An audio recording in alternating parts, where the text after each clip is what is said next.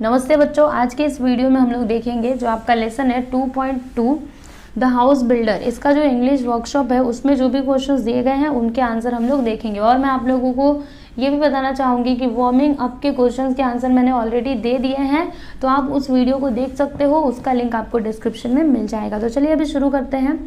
तो यहाँ पे आपका क्वेश्चन क्या है, find from the story the noun forms of the following.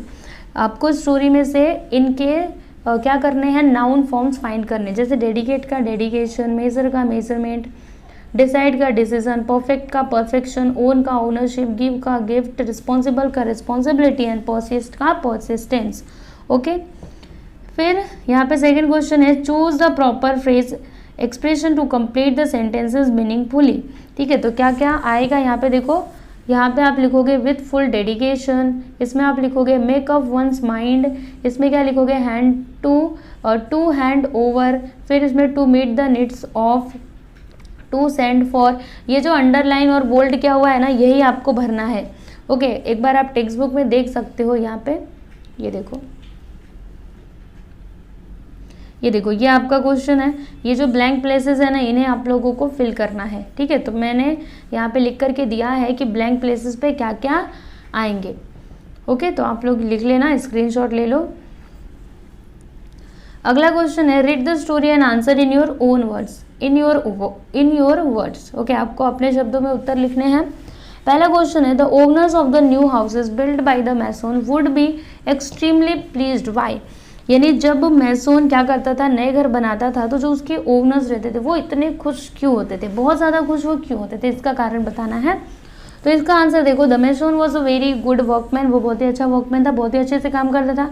He use to take great interest in his work of building and did it with full dedication. है ना, अपना काम वो एकदम डेडिकेशन के साथ करता था।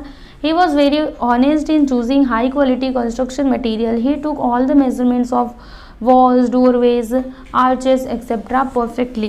Whatever he built, his finishing was excellent and appealing. Naturally, the owners of the new houses built would be extremely pleased. Okay. चलो ये तो देख लिया। अभी अगला क्वेश्चन है, the contractor compensated for the masons good work how. तो इसका आंसर देख लो बच्चों, the contractor was pleased with the masons good work that fetched him good business, so afterwards the contractor compensated him handsomely with a very good salary that was sufficient to meet all needs of the mason's family। है ना, चलो अभी आगे देखते हैं। जब उसका business बढ़ा, उस किसका, कॉन्ट्रैक्टर का, तो उसने क्या किया, उसकी सैलरी बढ़ा दी, उसको बहुत ही अच्छी सैलरी देने लगा, जिसके कारण मैसन की जो फैमिली थी उसके सारे नीड्स पूरी होने लगी। अगला क्वेश्चन है, the mason made a firm decision to retire when. मतलब जो मैसन था उसने एक डिसीजन लिया रिटायर होने का, तो कब लिया। तो इसका आंसर देखो, the mason was working hard and sincerely for many years with the contractor. He had settled his family nicely and without any scarcity of any kind.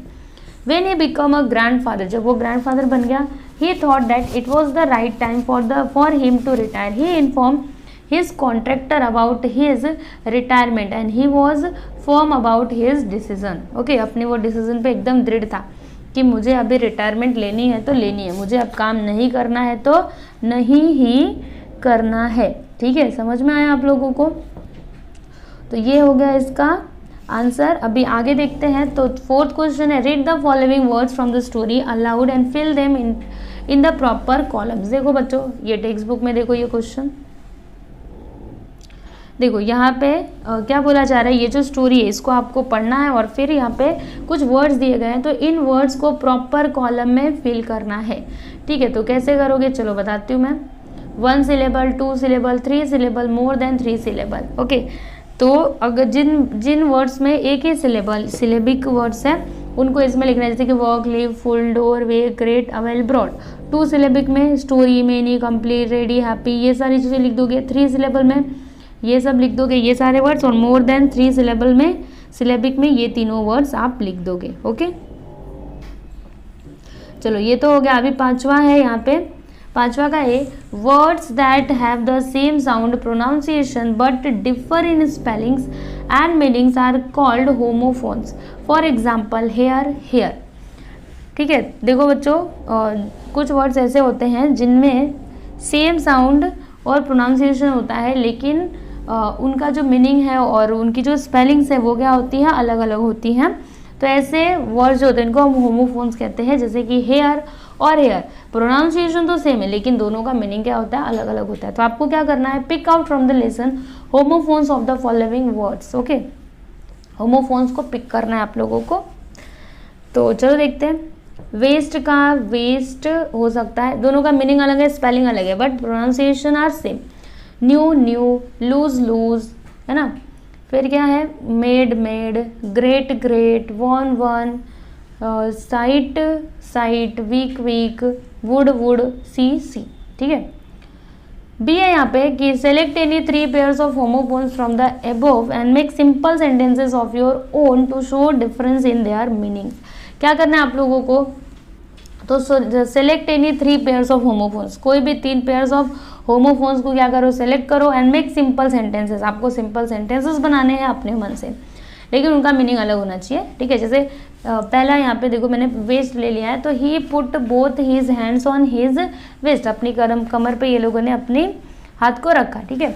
तो दूसरा यहाँ पे देखो सेंटेंस बनाया है इसी का, वेस्ट का होमोफोन लिया है, वेस्ट ही लिया है, WAST, इसका यहाँ पे स्पेलिंग अलग हो गया है। I don't like to waste my time in gossips, मुझे अपने टाइम को बर्बाद करना अच्छा नहीं लगता है कि वैसे बात करते करते मैं अपना टाइम बेकार कर दूँ। सेकेंड है I knew all his family members. Okay, फिर इसी में का न्यू का हमने होमोफोन्स उठाया NEW, तो he has bought a new car. फिर मैंने एक और होमोफोन लिया मेड। ठीक है, तो our maid is always clean and tidy, हमारी मेड बड़ी क्लीन और टाइडी रहती है। और we made a kite ourselves, हमने खुद से पतंग बनाई।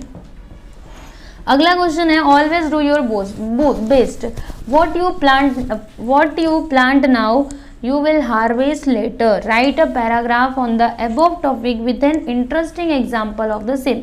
देखो बच्चों, ऐसा कहा जाता है ना कि जैसा बोओगे वैसा ही पाओगे, है ना। जो बोओगे वही तो होगा और उसी को तो काटोगे ना। तो इसी पे आप लोगों को एक पैराग्राफ लिखना है, जो मैंने यहाँ पे ऑलरेडी लिखा हुआ है, तो आप लोग इसको देख लीजिए और लिख लीजिएगा। No pains no gains. ठीक है, ये इसका टाइटल है और इसका आंसर ये है। तो आप स्क्रीनशॉट ले लो स्टूडेंट्स और आराम से बैठ करके अपनी नोटबुक में लिख लेना। स्क्रीनशॉट ले लो फटाफट से।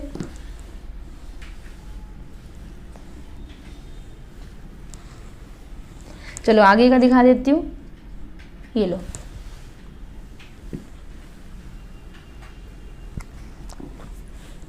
ठीक है, तो यहाँ पे आपका ये जो लेसन है हाउस बिल्डर, इसका क्वेश्चन आंसर कंप्लीट हुआ और मैं ऐसा उम्मीद करती हूँ कि आप लोगों को ये वीडियो अच्छा लगा होगा। ठीक है बच्चों, तो चलो अभी हम लोग नेक्स्ट वीडियो में मिलते हैं। Thank you.